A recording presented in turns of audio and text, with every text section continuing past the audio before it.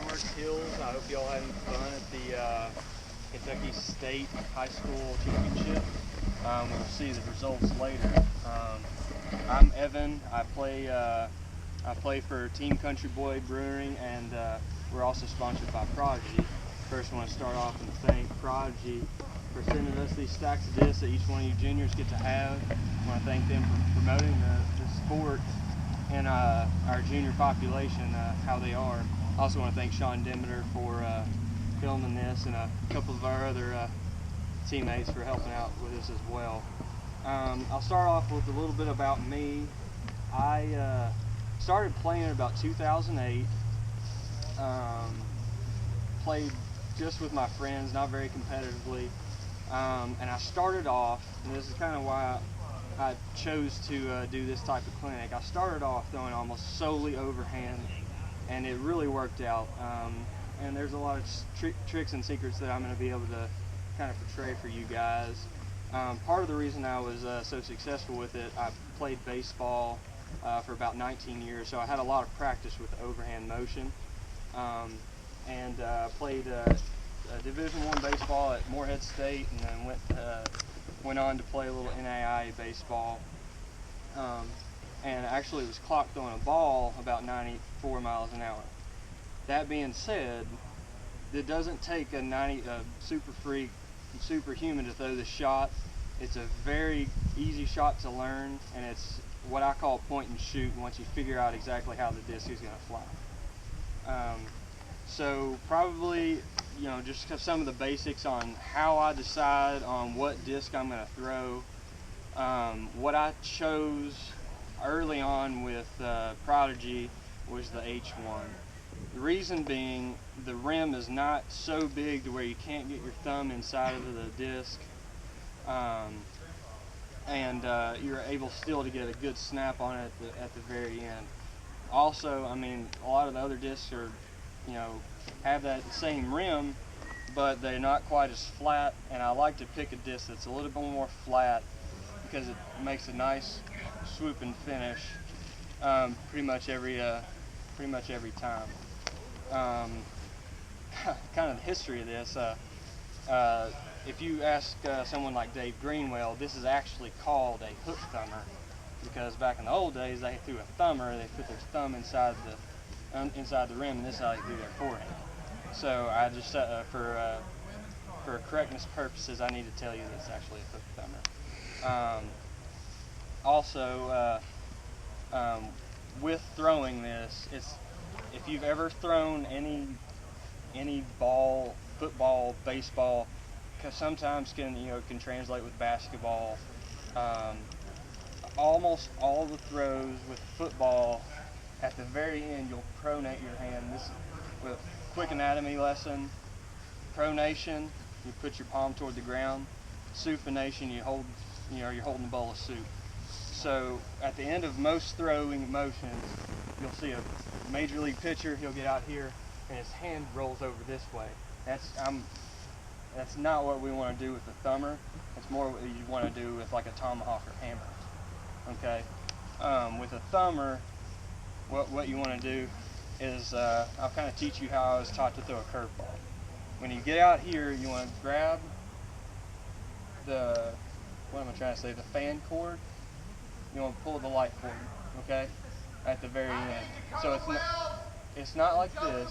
It's straight up and down, and at the very end of your motion, it's like pulling a light cord at the very end. You don't want to do this because your disc won't fly right. So at the very end, you want to have a snapping motion like you're pulling a light string, okay? Let's see.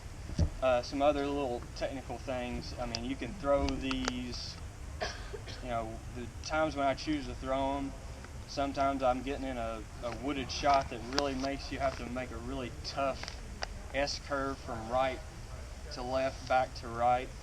And that, I mean, it's very good for that. It's like throwing up throwing right to first base. You pick out your spot and you just throw it right to them. And it'll swoop to the left and come back to the right. Now also, like 18 out here, it's 285 feet. It's an island green. I need to have something that comes down straight, and that's what I choose every time. What I'll do is aim just left of the target, because I know that my H1 will go out and come back just a little bit further than where I aimed, and it'll come back right and stick. Times when you don't want to throw it. How many of you ever flown a kite? Exactly. Okay, so if you have a big crosswind from left to right or right to left, and you throw this thing up here like this, you have any ideas what's going to happen to it? Exactly. The wind is going to really make it drift one way or another. It becomes a very inconsistent shot at that point. Headwinds doesn't affect it quite as much. I would actually prefer to throw it with a tailwind because it gives you a little extra distance. Let's see, as far as like the run up, whenever I was a shortstop, third baseman, it's almost the same thing as fielding the ground ball, and I'm right in my athletic stance, the ball or disc is right here. So I take my one step and I get it up here like you're throwing a long toss out with your guy playing catch. And it's very simple. So hammers, it would flex back here to the underside plate. If you're throwing the hook thumb, it's going to flex toward the underside of the plate. So that's how you can kind of remember. It's always going to pan. I don't know why they call it panning. It's a word to use for which way it's going to turn. It's going to turn toward the bottom side of the disc. Okay. Any questions this far? Okay. All right. So just to kind of get into throwing, you'll kind of see the flight of the disc. I'm going to throw a couple, and then I'm going to let you all come up here and choose a disc from Prodigy, and I'll let you all throw some, and I'll hopefully critique you just a little bit to help you be able to use this out on the course. So, so if I'm aiming right here at this telephone pole, what I'm going to do whenever I get up on the pad, I'll pick out my line. So I'm almost going to throw it right there at the blue bucket in the distance. And that's about how far left I end up aiming before throwing the shot.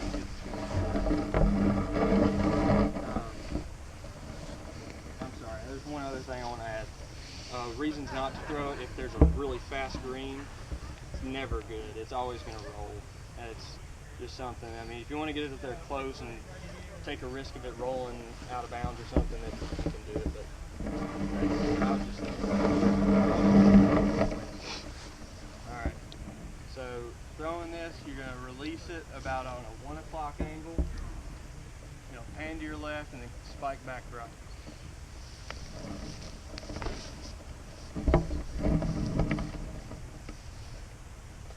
So I know it takes a lot of practice doing that, but once you get the hang of it, it's very useful, as you can see.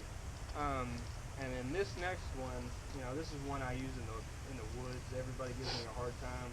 One of my buddies I play with all the time says, when to throw it whenever I can, because he gives me a hard time because I throw it quite a bit. And then why to throw it, and we'll say why not.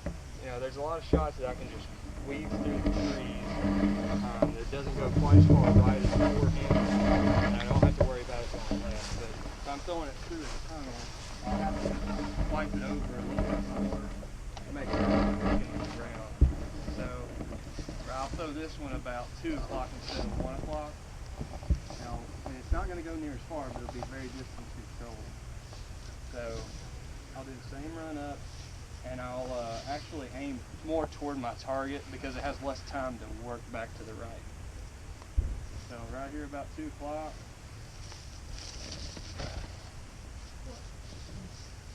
And then right by the basket. So any questions y'all can ask me when you're throwing or whatever.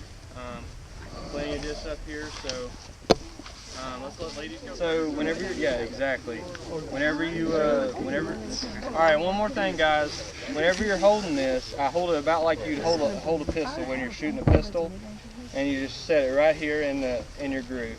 So I just put my thumb right on the inside of that rim and hold it just about like that. Just like that. Just like a baseball. Yeah. There you go. Perfect. Right on. Very good. Very good. All right, who's next? Yep. Let her rip. Exactly. Yes. Yes. Look at that distance. Come on now. Maybe I should have done this before the tournament. Yeah. Softball player? Yeah. Just almost like a pistol, and you're going to squeeze it and then put that thumb in. There you go. Yeah, exactly. That's exactly right. Exactly.